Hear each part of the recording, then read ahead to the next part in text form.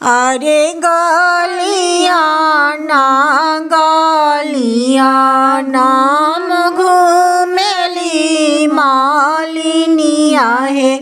अरे गलियाना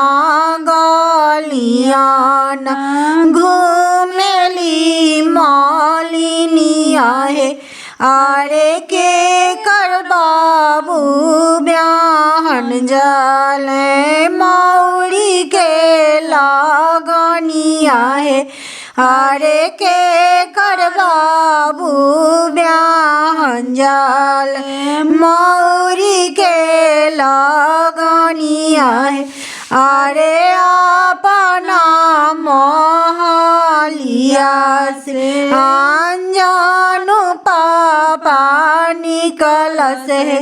अरे हमर बाबू ब्याहन जाल मौरी के लागनिया है। अरे हमर बाबू ब्याहन जाल मौरी के लागनिया है।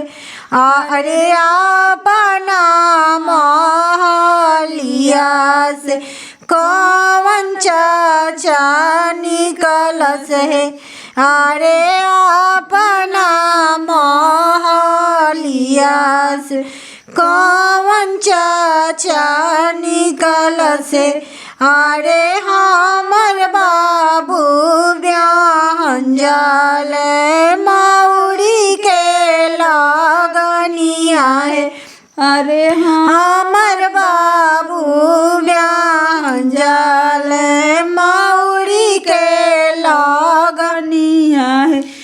जहुरौरा राजा लागी मौरी के लागनिया है।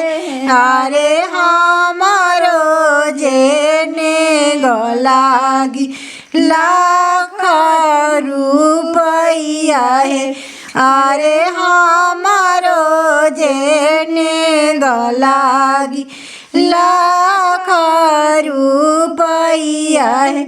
बेटा के बियाही जब लवटब मालिनिया है। अरे तोहरा के नेग देव लहंगा पटोरा है। अरे तोहरा के नेग देव लहंगा पटोरा है। अरे तोहरा के नेग देव लहंगा पटोरा है।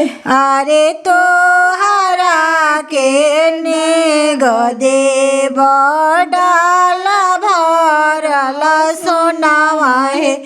अरे तोहरा के नेग देव डाल भरल सोनावा है।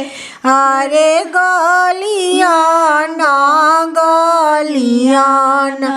घूमेली मालिनिया है।